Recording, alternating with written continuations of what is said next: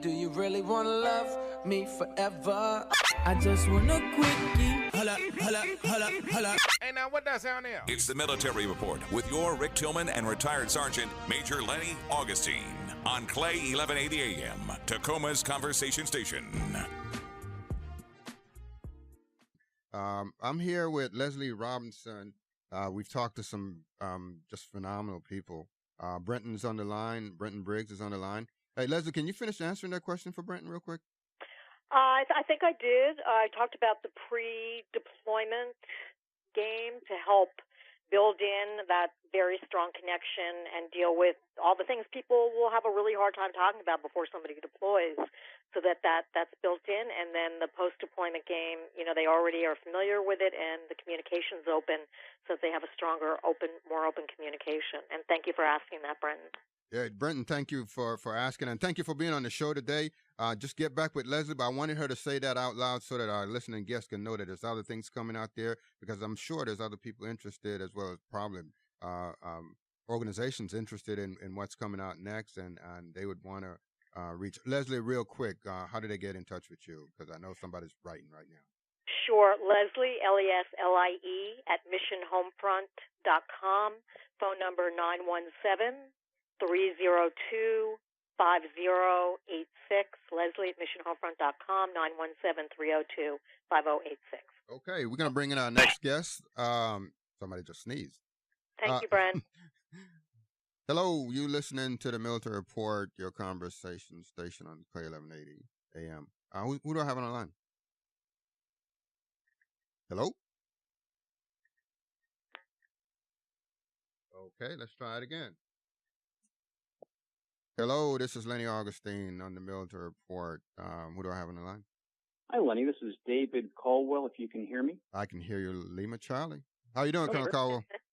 I'm doing very good, thank you. You sound like a chaplain. Did you know that? I've heard that before. I'm not always sure what that means, if it's always a good thing either. But I find sometimes speaking in low, measured tones seems to calm everybody down. Right, right. That's exactly what it means. It's like all of a sudden, I was hyper, and all of a sudden I heard your voice. I'm like, I almost, I won't flatline on you, but you did bring me down a little bit there. You brought me down. So good morning to you. Where are you calling from? I'm in Columbia, South Carolina. Oh, nice place. How's the weather out there? Well, it's beautiful. It's a little bit cool today. Blue sky, however. I'd say it's probably 61 degrees, somewhere around there. Okay. You pay for it, though, Lenny. In the summertime, when it's about 110, very humid. So this is the time to really enjoy the weather in South Carolina. Oh, that's pretty cool. Tell us a little bit about yourself. I already gave away part of the secret by calling you a colonel. But I'm a military retired chaplain. I spent 30 years in the Army serving active duty. Okay. I retired about 2.5 years ago. Oh. And I met Leslie Robinson probably 4 or 5 years ago at a conference, and we started to discuss this game. And I just have a few ideas that I'd like to share, if you don't mind. Please. Well, I think that most of us never really learn how to dialogue or talk to one another. And you and I have never taken a class, I presume, in talking and exploring. And most of us, talk in conversations about very superficial things, the weather and sort of the things that are going on perhaps in the news. But very rarely do we talk about things that are very important in terms of the heart and the soul, our own soul. And related to this, I think, is this idea, and it's a very powerful one, that is the idea of a question. When people have to answer a question, what are you thinking? What are you feeling right now? What do you think about this relationship or an event that happened in the past?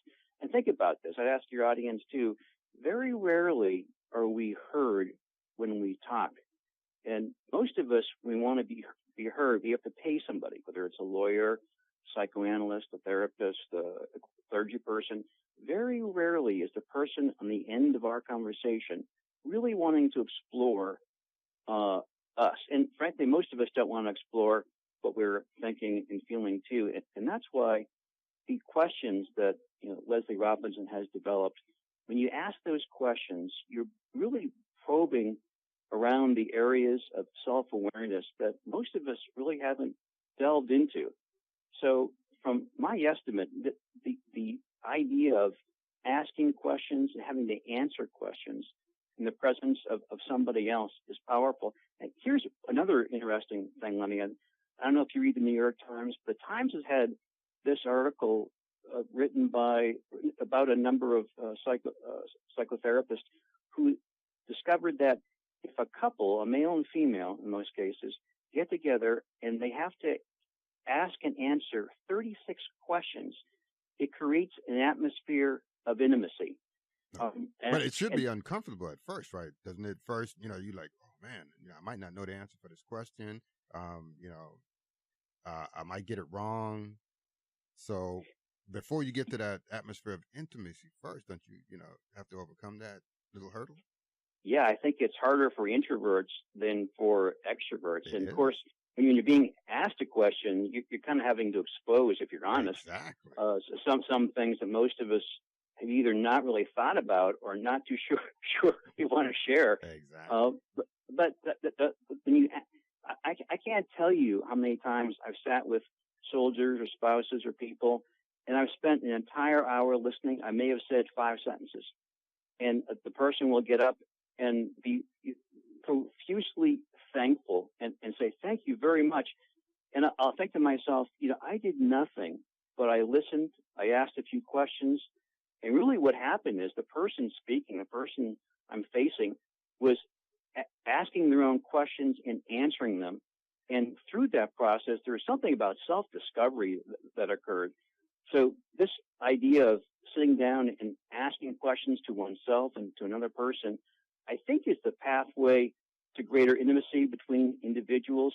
I would have to say on a bigger level, cultures, right. And races as well. But most of us, run away or shy away from really thinking about these two things. Now, I take it that's why, I didn't cut you off, but that's why the warrior spirit is so valuable, that it provides you that mechanism to which you can ask this question where you don't have to think about what question should I ask or how uncomfortable it would be to the other person if I ask this question. Yeah, absolutely. And, very few people ask us, questions other than what do you want to eat tonight? Right. Or, what's your favorite color? But other than that, generally conversations are not about exploring. They're just about sort of reconstructing what I did at Home Depot the last 2 hours and what brand nails I bought. And really, who cares? Not to say it's not important, right. But to say that most of our conversation is sort of about the ephemeral stuff. And so getting back to what Leslie has developed, for anybody that's really asking questions, this is an adventure in self-awareness. Primarily, it's about all of us trying to push back the darkness or the unexplored parts of ourselves that we haven't wanted to look at. So what are your closing thoughts? Because I've got to get my other guests on the line, but what are your closing thoughts, and do you recommend? Yeah, well, here's the thing. Henry Thoreau once said that most men, and I have to include women, most people lead lives of quiet desperation. True. And it's a powerful one-liner, Lenny, but what that really says to me, based on my experience, most of us never really want to ask ourselves the hard questions or explore ourselves. We usually have to only do it when there's a crisis. It's easier to do it ahead of time than to do it, when you find yourself facing a pretty significant crisis in life.